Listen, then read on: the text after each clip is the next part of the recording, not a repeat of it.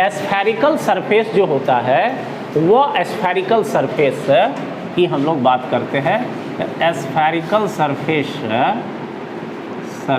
जो है वह एस्फेरिकल सरफेस 2 हो गया। ध्यान दो सब कोई, ध्यान से समझिए। एस्फेरिकल सरफेस जो है वह 2 प्रकार का होता है। एक को हम लोग कहते हैं उत्तल, इट मीन्स यह हो गया कन्वेक्स। और कन्वेक्स का मतलब हो गया कि जिसका पृष्ठ उभरा हुआ हो, पृष्ठ इट मीन्स पृष्ठ या सरफेस उभरा हो। और दूसरा हो गया तुमको फिर उत्तल के बाद अवतल, इट मीन्स इसको हम लोग कहते हैं कॉनकेव।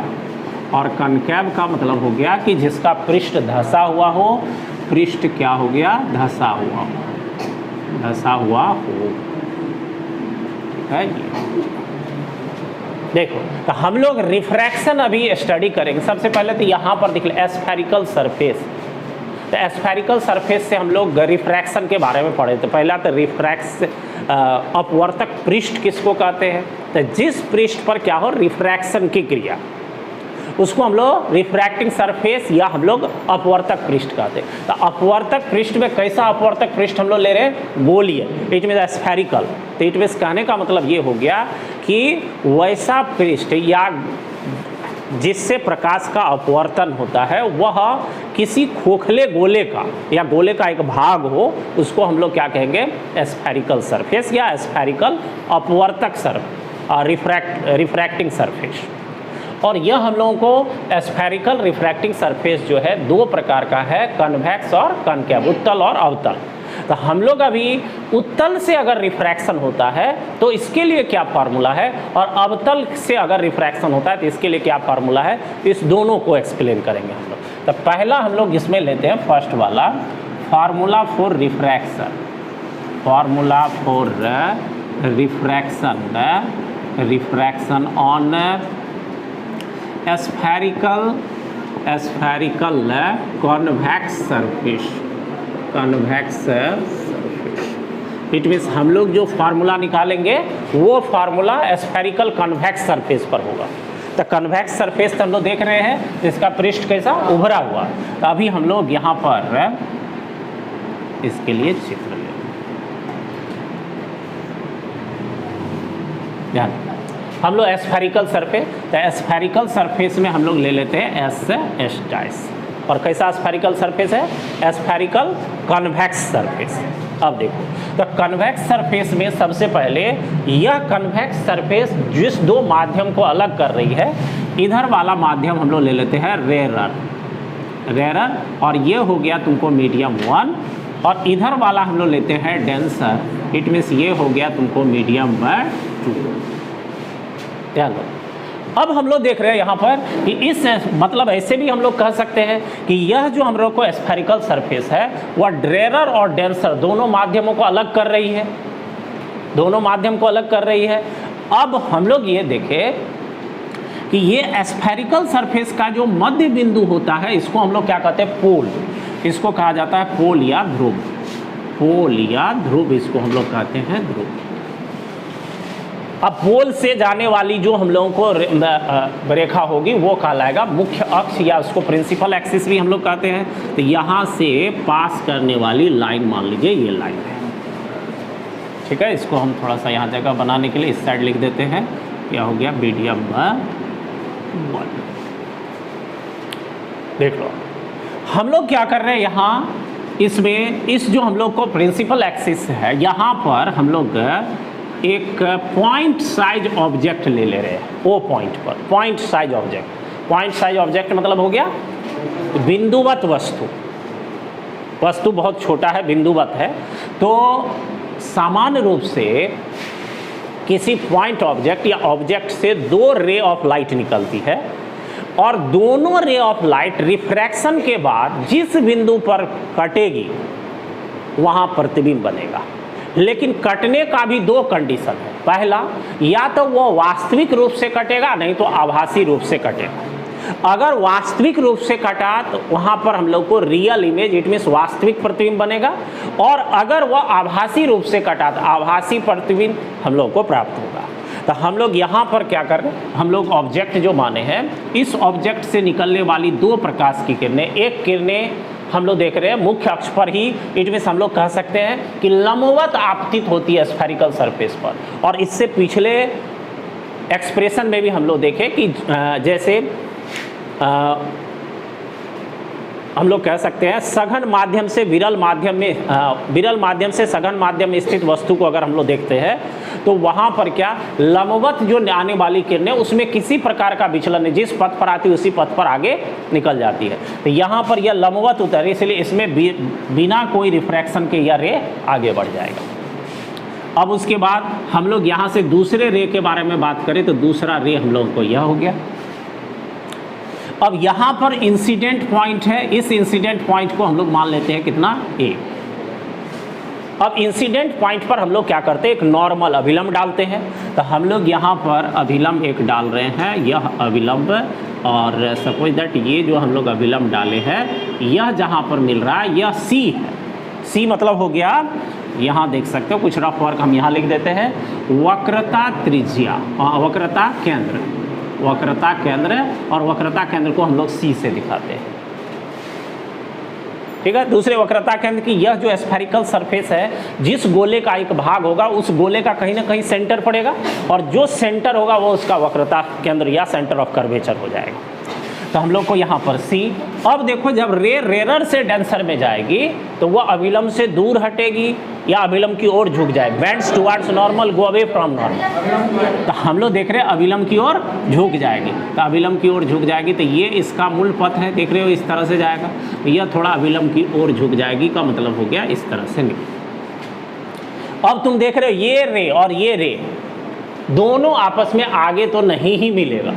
तो जब रे आगे नहीं मिले तो इसका मतलब हम लोगों के पास दूसरा ऑप्शन पीछे का बच जाता है।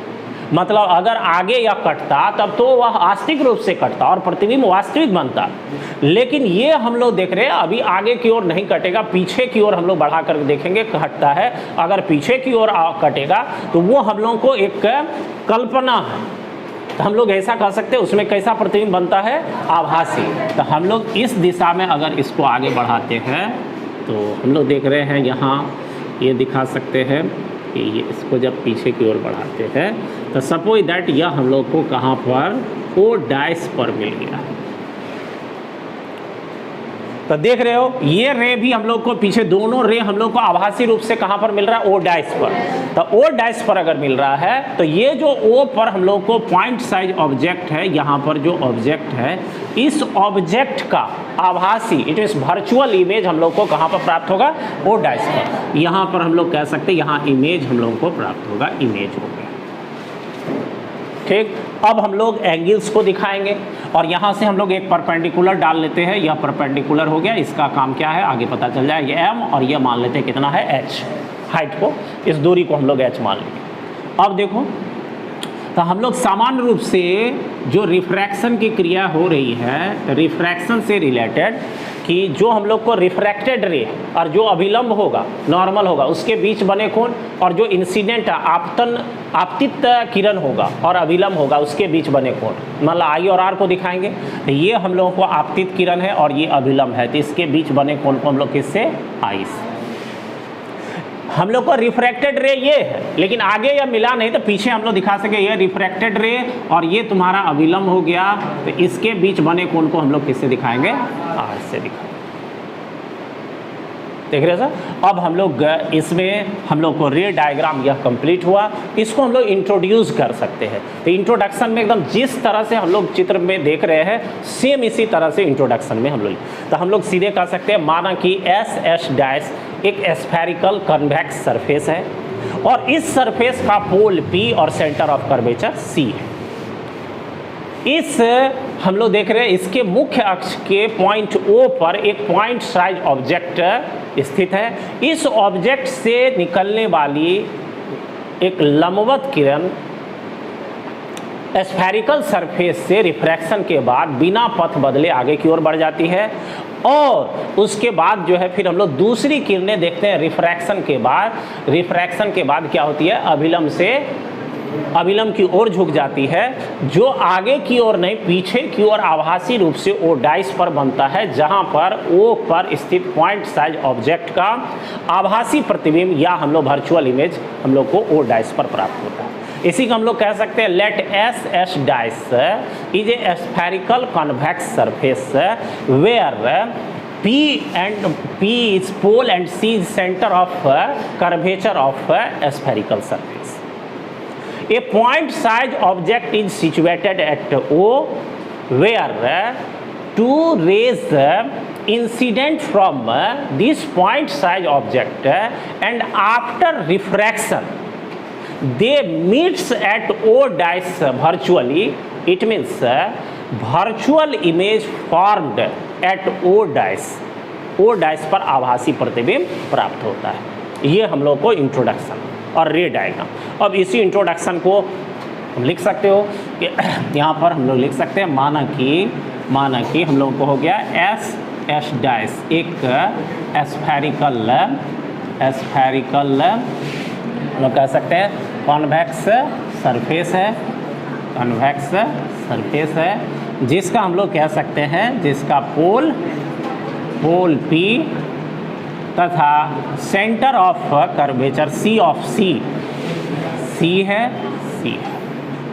ठीक है, हम लोग देख रहे हैं फिर इसमें स्फेरिकल सरफेस जो है स्फेरिकल सरफेस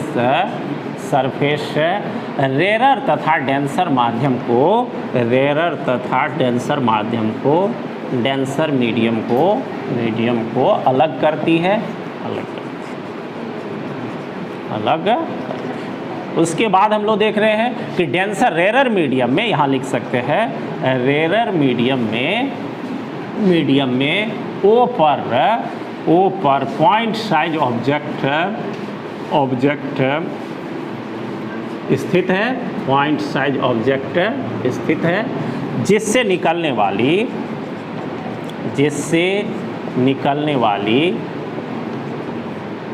वाली किरणें रिफ्रैक्शन के बाद सरफेस से रिफ्रैक्शन के बाद कहाँ पर रिफ्रैक्शन के बाद ओ डाइस पॉइंट पर तुमको आभासी प्रतिबिंब वर्चुअल इमेज आभासी प्रतिबिंब बनाती